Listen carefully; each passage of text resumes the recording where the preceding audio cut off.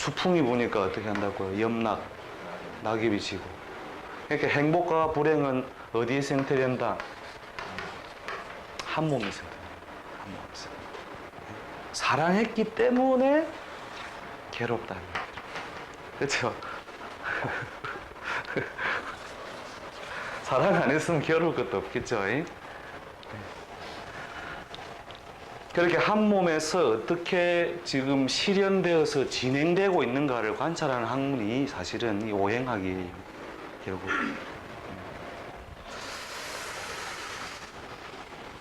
자, 그런데 사주학은 어떻게 해요? 오행적인 논리를 통하여 관찰해야 되지만 철저히 뭐예요? 간지 논리에 의해서 더 우선적으로 처리되어야 된다는 거죠. 그러니까 이 사람 팔자에서 가장 좋지 못한 인자는 묘, 그 다음이 을, 그렇죠?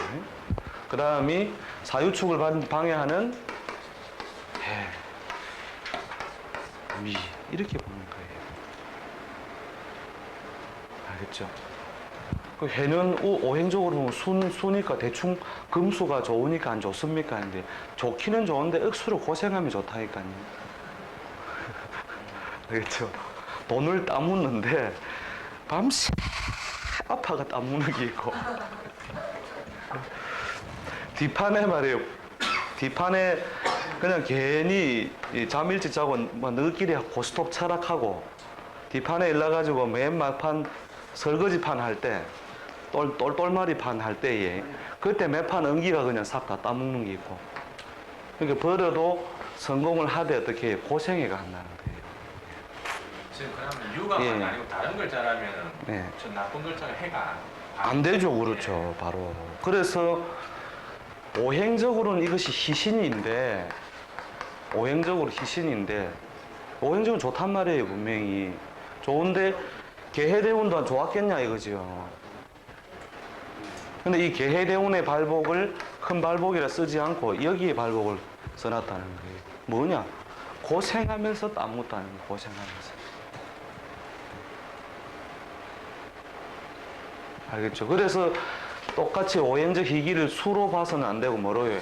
해운에 어떻고 자운에 어떻다라고 다 다르게 해석해 줘야 된다는 거예요. 그래야 정확하게 맞는 거예요.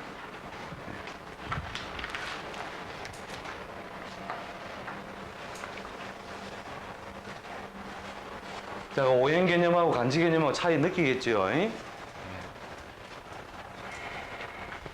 느낌만 있어도 됩니다. 자, 그 다음에 팔자 한번 봐보세요. 개미, 을축, 무술, 무오. 자, 여자 팔자에서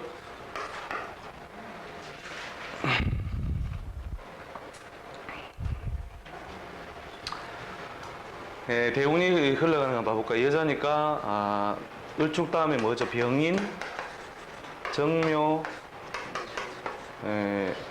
무진 이렇게 해가지고 기사, 경호, 신미, 임신 이렇게 흘러간다는 거죠.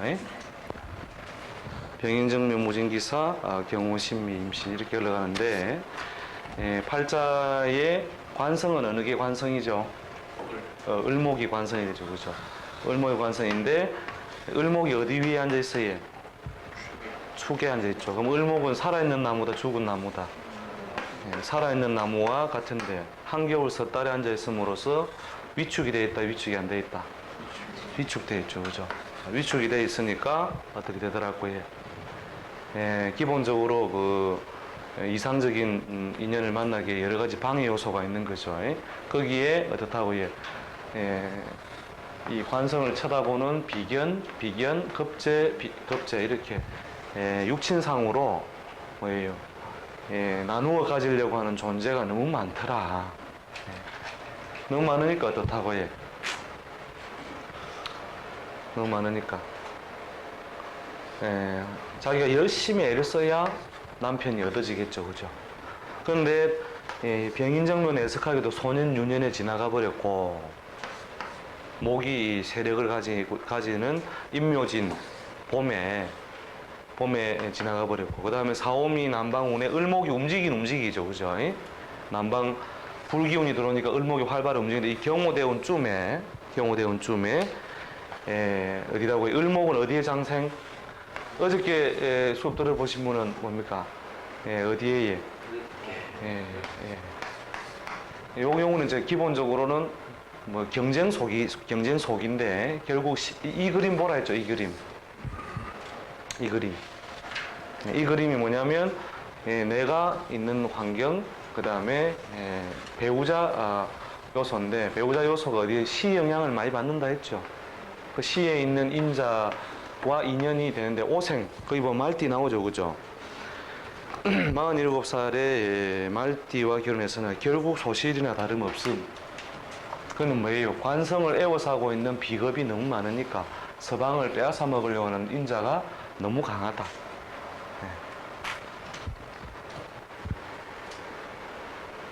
그리고 뒤에 이제 처자연법은 뒤에 이제 다시 배우니까 띠 자체는 이렇게 지금 뭐 초점 안 둬도 되고, 자, 이렇게 을목이 얼어붙어 있음으로써 결국 어떻다고 남편으로서 역할이 대단히 미미해진다, 이렇게 보시면 되죠.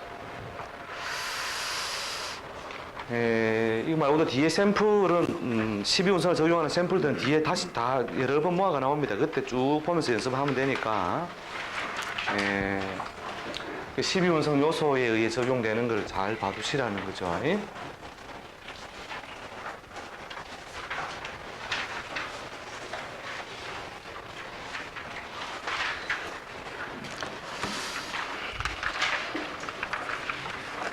자, 그 다음에 이제 사주를 반학할 때 핵심 요소가 뭐냐는 건 봐보세요. 사주 해석을 해나갈 때 결국은 이 사주라는 것이 결국 음양의 뜻을 얻는다는 거거든요. 음양의 뜻. 그래서 음양이 조화를 부릴 때, 조화를 부린다는 것은 아까 했지만은 화하고 수하고가 서로 음양이라면, 음양이 어떻게 해요? 조화를 부릴 때에 뭐가 된다고 해? 만물이 생성돼 나간다는 거죠. 조화를 부릴 때. 그러면 사주 내에서의 짝은 뭐냐? 음양은 뭐냐? 사주 내에서 음양은 뭐냐면 나하고 재관이라는 거죠. 재관. 자기와 재관이라는 것이, 내가 목이라면 재는 토가 될 것이고 관은 금이 되는데, 요 글자가 자체가 뭐예요? 크게 음양, 반대편이라는 거죠. 반대편. 이 반대편끼리 뭐가 되느냐? 짝이 되느냐예요. 짝이 되느냐. 짝 잘 봐놓으세요. 짝. 이 짝 잘못 만나면 고생문이 열린다 이 말이죠. 옛날에 뭐 초등학교 이렇게 가면 책상에 금 쫙 꺼가지고 지우개 넘어가면 지우개 뺏어보고, 있습니까? 연필 튕기가 뭐 잘라보고, 이게 짝을 그렇게 만나면 이런 험한 일도 당한다는 거죠. 이 짝과 결국은 조화력이 있느냐 없느냐예요. 사주학이라는 것 자체가. 그것이 어떤 형태로? 간지 형태로, 오행 형태로, 육친 형태로 짝을 잘 이루고 있느냐는 거예요. 그래서 짝을 잘 이루는 데 있어서 우선순위가 남자의 경우, 여자의 경우에 이제 차이를 적어놓은 거죠. 자, 남자의 경우에는 뭐라고 해? 재물과 처의 인자와, 인자가 기본적으로 드러나 있느냐 또는 조화력이 있느냐거든요. 팔자 간지에 재성이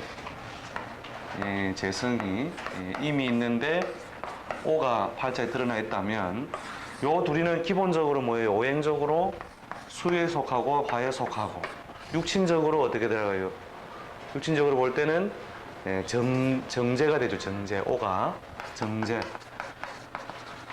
정제가 팔자에 드러냈다는 것은 다른 글자가 어떤 인자든 간에 상관없이 나와 짝을 이루는 인자가 드러나 있다는 거예요. 그래서 이 짝을 이루는 인자와 조화력을 주변에서 도와주느냐 덜 도와주느냐인데, 아무튼 짝을 이루어주는 인자가 드러나 있다는 것만으로도 어떻게 해요? 음양의 뜻을 얻었다, 이렇게 보는 거죠. 음양의 뜻을 얻었다. 그래서 그 팔자는 어떻다고 해요? 이 글자가 안정이 되어 있다면, 정제성이 안정이 되어 있다면, 안정됐다는 것은 주변의 글자가 오행적으로 도와주거나 또는 합의 요소로 상승시켜 줄 때 그 사람은 반드시 어떤 명이라고 해요? 양명. 좋은 팔자다는 거죠. 예. 식신이 쟤를 도와준다는 거죠. 식신이 쟤를 도와줘서 안정돼 있죠, 그죠? 이런 모양은 무조건 좋은 명으로 본다는 거죠.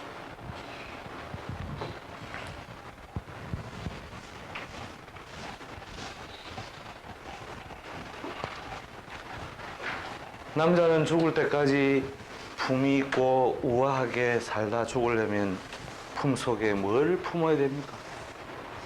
관 속에 들어갈 때까지 V를 그리면서 가려고. 예? 지갑. 남자는 지갑을 잘 챙겨요. 나서부터 관 속에 들어갈 때까지 지갑만 잘 챙기면 뭐가요? 기본적으로 음량을 하나 쫙 지운 거죠. 그죠? 그 사람은 어떻다고 해요? 살아가면서 다른 요소에 방해가 있다 하더라도 자기가 살아갈 수 있는 기본적인 무슨 뜻, 음량의 뜻을 얻은 거예요. 그러면 지갑을 잘 챙기면 자기 편해, 주변 사람 편해, 부모 편해, 온 동네방네 다 편해요. 근데 지갑을 못 챙기면 어떻게 됩니까? 자기 고생, 주변 고생, 마누라 고생, 전부 다 고생해요. 주변 사람들. 그러다가 공적 자금까지 이어가지고 이 사회에 고통을 준다는 거예요. 이 공적 자금을 왜 국민이 줘야 됩니까? 지갑을 못 챙기면. 그래서 이 지갑을 잘 챙길 수 있느냐? 이게 기본적인 제일 첫 번째 이제 그 다음에 지갑을 옆에서 이렇게 관리해주는 사람이 뭡니까? 지갑이 쟤라면 지갑을 관리해주는 또는 지갑의 역할과 비슷하게 그러니까 아침에 마누라가 고함 소리가 큰 건 전부 뭐 때문에 그래요?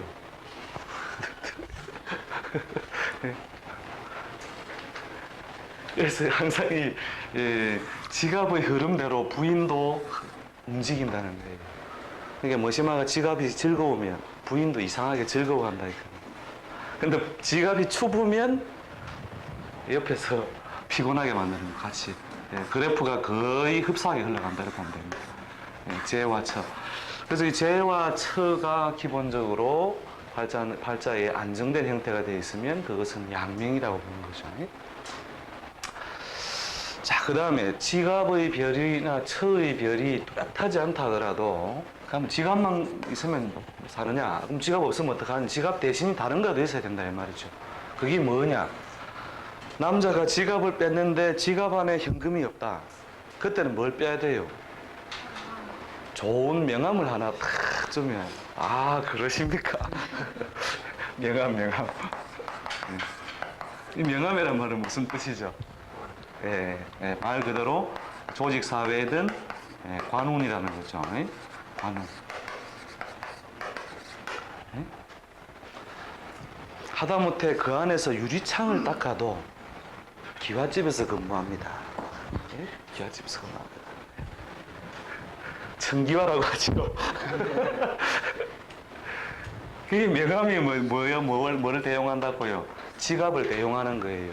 명함이 지갑을 대용. 그러니까 지갑보다는 못하지만 지갑을 대용해서 명함이라도 똑바르면 즉 나하고 뭐하고의 관하고 조화력을 가지고 있느냐는 거예요. 관하고 조화력을 가지고 있으면 어떻다고 그 사람의 팔자는 대체로 양명 똑같이 대체로 양호한 운명에 속한다. 그럼 지갑도 없고 명함도 없다. 그 다음에는 뭐가 줘야 될까요? 이 관의 별과 관의 별이 육친적으로 실현된 것이 자식이에요. 자식. 나이든 영감님들이 계모임에 가가지고 또는 아줌마들이 계모임에 가가지고 제일 고함 큰 사람들은 자식이 잘 풀린 사람들이에요. 특히 여자들 흰머리 나기 시작할 때 있죠. 흰머리 흰머리 나기 시작할 때 여자들 개모이면 막 고하면 제일 큰 사람들은 전부 다가 자식이 잘 돼요. 남자에서도 마찬가지로 이 관을 다시 육친적으로 대응해 주는 것이 자식이라.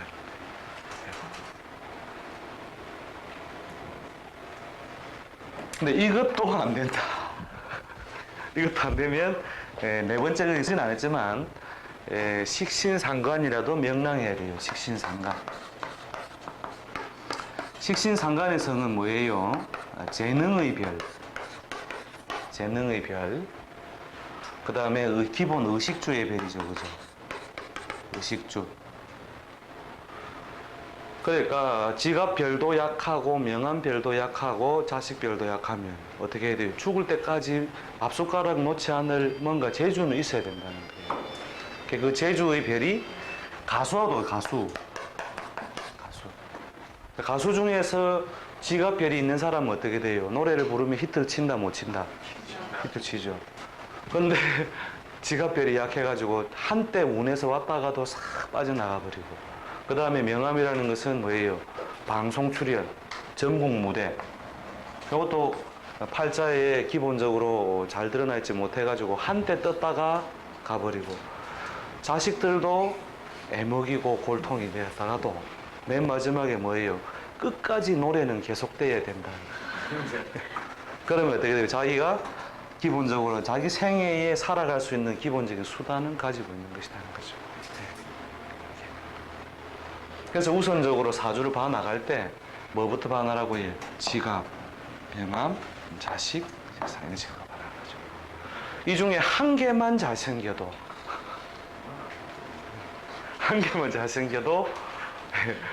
어느 골목에서든 힘을 쓴다. 근데 이거는 공만 맞고 이거는 축 맞고 이거는 형되고 예? 이거는 비견급체가 막 둘러싸이고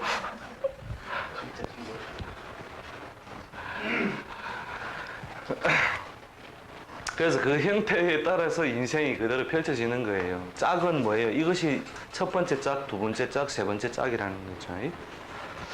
자, 그 다음에 여자의 경우는 조금 더 다른데 여자의 인생이 쭉 펼쳐져 나갈 때에는 소년 시절에 뭐가 부와 모의 덕이 있느냐 없느냐인데 부와 모는 뭐예요? 재와 인수의 조화력. 이게 꼭 잘 드러나야 된다는 것은 아닌데 부와 모의 덕이 원만하냐 또는 부와 모의 덕이 조화력이 있으면 소년의 성장이라든지 자기가 사회적인 활동력을 얻기까지 어려움이 없다 이렇게 보면 되죠. 대부분 다 여기서 한쪽으로 좀 치우치죠. 그것 때문에 그게 치우침이 심하면 어렸을 때 뭐가 되면 정신적 편집이 와요. 여자는 정신적 편집이 심하게 발생할 수도 있다는 거죠. 남자는 뭘 우선적으로 짝을 삼는다고 해? 지갑을 짝을 삼으니까 지갑만 잘 챙기면 모든 게 다 비화될 수 있어요. 그래서 성공시대의 이야기는 뭐예요? 전부 다. 성공시대에 결국 이거 두 가지 이야기밖에 안 나오죠. 이거 아니면 이거예요. 성공시대. 그렇지만 이거 두 개 중에 하나만 잘 챙겨도 모든 과정이 미화되지만 여자는 부와 모의 기본적인 조화력이 있는 것이 살아가면서 이게 뒤에 왜 그러냐가 나오는데 육친 공부를 다시 할 때 설명될 겁니다. 이 조화력이 오랫동안 영향을 적어도 30대까지 30 전후까지 영향력을 미쳐요. 이게. 그래서 여자는 부모복이 반복이다 이렇게 반복. 부모복이 약간 춘피라도 부모가 막 원만하게 막 이렇게 거들어주면 찍어 바르고 입히주고 이러면 대충 다 된다겠네. 카바가 부족한 게 있어도. 자, 그 다음에 재와 인수의 모양을 본 다음에 그 다음에 남편복의 유무, 남편 배필복이죠. 자, 배필복을 다른 말로 바꾸면은 뭐냐면 거울. 거울복이 되는 거죠. 여자는 죽을 때까지 관 속에 들어갈 때까지 우아하게 살려면 관 속에 들어가는 그날까지 분칠을 해야 돼요. 분칠을. 그건 뭐냐? 분칠 자체가 의미가 있는 것이 아니고 이게 배필복이 꼭 남편복만 의미하는 것이 아니고 타인과의 조화력이라는 거예요. 타인과 조화력. 남과 조화력이 있느냐. 이 조화력. 그 중에서 가장 가까운 한지붕 밑에 사는 서방님과의 조화력이 있느냐가 뭐예요? 관이라는 거죠. 관. 그죠?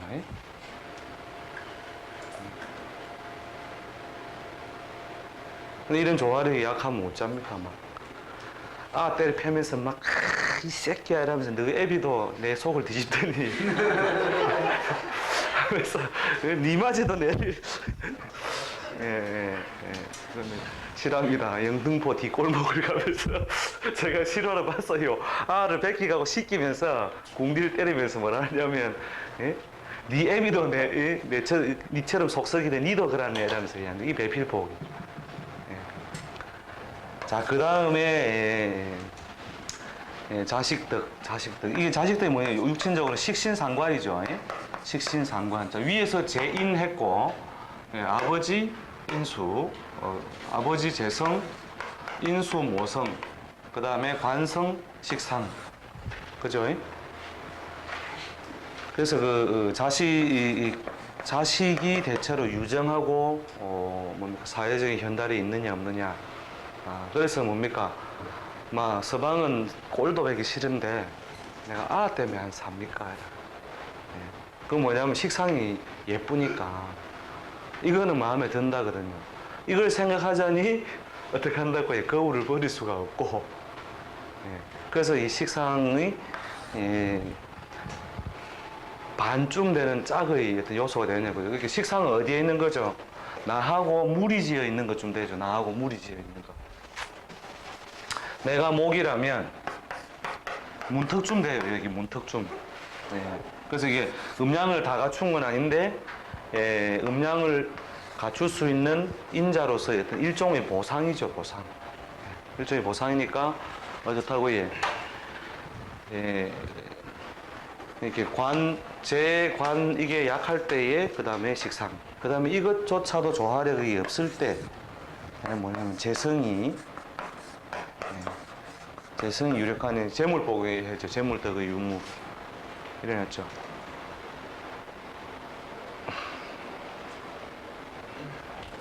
근데 요새는 좀 거꾸로 돼가지고 이것도 생략하고 배필복 생략하고 식상 생략하고 막 바로 재물로 뛰어넘어간다. 재물동안. 근데 사실은 여자가 이제 지갑 들고 지갑을 챙기려고 뛰당기면 고달파질 수밖에 없는 거죠. 사실은. 그러니까 아침에 아들 도시락 요새는 도시락 안 사지만 도시락 사줘야지. 신발 신어야 되지. 거울 쳐다봐야 되지. 뛰나가야 되지. 그래 하루 처음도록 일하고 나서 저녁에 들어오면 뭐 설거지 누가 해놓는데. 아줌마 설락하면 돈 들지요. 또 내가 습진 걸리가면 9시나 아들 숙제했는 거 보자 걔가 챙겨놓고 10시 되라면 서방님 12시 되가 해가 와가 일 나라고 라면 한 개 끓이라 했었고 그래 또 아침에 또 시계 종소리 맞춰는 거 일 나가지고 아들 가방 싸야 되고 그래서 뭡니까 어느 복이 이복이 우선적으로 좋아되는 것이 훨씬 더 원만한 것이다. 물론 이제 관도 짝이고 재도 짝인데 결국 이제 재성이라도 있으면 어느 정도 나머지 것을 보상하는 거죠. 보상하지만 이것보다는 사실 이런 요소가 원만한 것이 좋은 것이다. 점수를 매기자면 부모덕이 30점. 그러니까 시집 가기 전날까지 잘 산다니까요. 부모덕이 있으면 여자는. 그 다음에 남편복 30점. 30부터 60까지. 1살부터 30살까지는 어떻다고요? 부모덕. 30부터 60까지는 남편 덕. 62호는 무슨 덕이냐? 자식 덕. 거기에 돈까지 있으면은 예, 완전히 끝난 인생이죠, 그죠? 예. 그래서 예, 좌식덕 유무, 자식덕은 30점. 그 다음에 재물덕의 유무 10점. 이래요. 요새는 이제 여자들이 막 재물덕에다가 50점 걸어놓고 인생을 막 하는데 사실은 고생이다. 예. 고생이다. 작은 문명이, 쟤도 작은 문명이 맞죠, 그죠? 예. 근데 그 돈만 가지고 여자의 인생은 행복해지지 않는다는 거죠, 이게.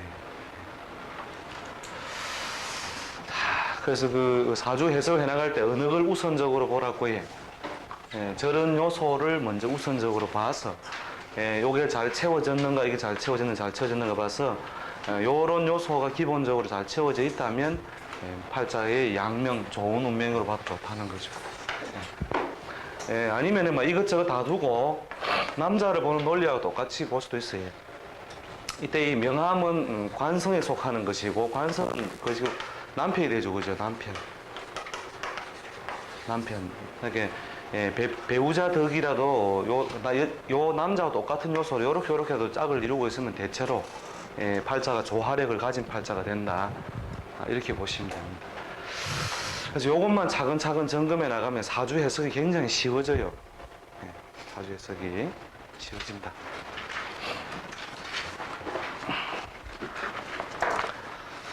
자, 그 다음에 다시 또 친절하게 육친설이 다시 나오게 되죠. 그죠? 다시 육친설이 나오게 되는데. 다시 보자. 육친아. 그래서 이 육친이라고 하는 것이 뭡니까? 음양요소하고 오행요소를 엮어놓은 거랬죠. 오행요소. 음양요소하고 오행요소를 엮어놓은 것이다. 그것이 갖는 일반적인 의미, 확장 해석, 이게 잘 되면 사주 해석은 그렇게 어렵지 않다는 거죠.